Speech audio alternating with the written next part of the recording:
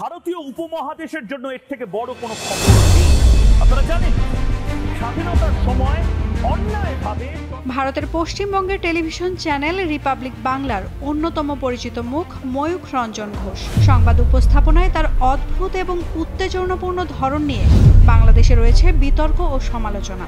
চট্টগ্রাম যদি ভারতে চলে আসে তাহলে ল্যান্ডলক বলে একটা শব্দ আছে, অর্থাৎ চট্টগ্রাম যদি ভারতের অংশ হয়ে যায় তাহলে এই যে ডিস্টেন্স, সেই ডিস্টেন্সটা একদম মিটে যাবে।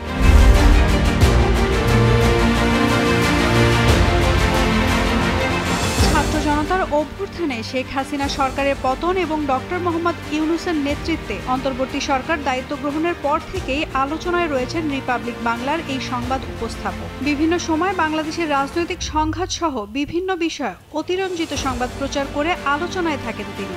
এই মুহূর্তে আর বাংলা লাইভ স্ট্রিমিং হচ্ছে, আপনারা লিখুন, আপনাদের বক্তব্য লিখুন এবং পাল্টা জামাতিরা নিজেদের বক্তব্য লিখুক, হোক বিতর্ক। এবং সবচেয়ে ভয়ঙ্কর বিষয় এই মুহূর্তে যে ব্রেকিং নিউজ এসেছে, দেখাবো যে বাংলাদেশ মুজিবের মূর্তি ভাঙছে সেনাবাহিনী। ভয়ঙ্কর, উত্তেজিত জনতাকে শান্ত করতে মূর্তিতে আঘাত করছে, কোথায় গুলি মারবে। এরই ধারাবাহিকতায় সম্প্রতি ময়ূখ রঞ্জন ঘোষ আরও একটি ভিত্তিহীন ও আজগুবি প্রতিবেদন প্রচার করেছে বাংলাদেশ নিয়ে। ওই প্রতিবেদনে চট্টগ্রাম বিষয়ে ভারতের হস্তক্ষেপ জরুরি মন্তব্য করা হয়, যা বাংলাদেশের রাষ্ট্রীয় অখণ্ডতা ও সার্বভৌমত্বের বিরুদ্ধে উস্কানিমূলক বলে মনে করছেন অনেকে।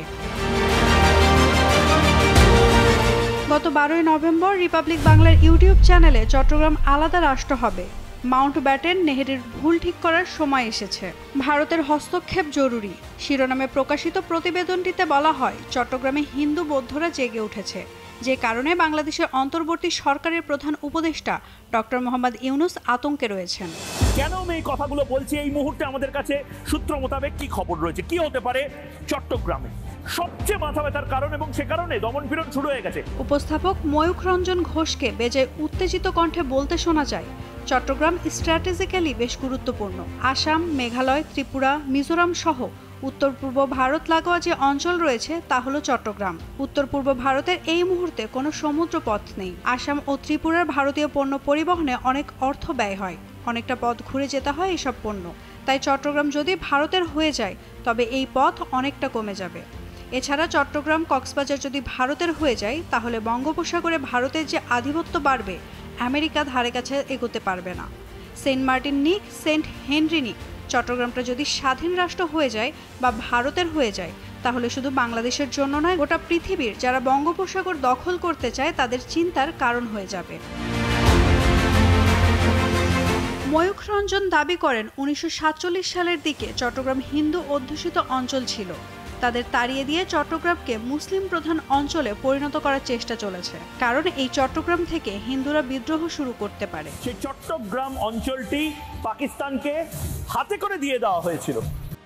গত 5 আগস্ট বাংলাদেশের রাজনৈতিক পট পরিবর্তনের পর রিপাবলিক বাংলা আরও নানা বিতর্কিত প্রতিবেদন করেছে।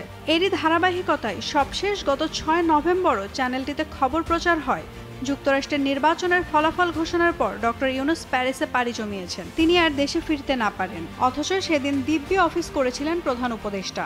এমনকি রাষ্ট্রীয় অতিথি ভবন যমুনায় শহীদ আবু সাইদের 2 ভাইয়ের সঙ্গে সাক্ষাৎ করেছেন তিনি।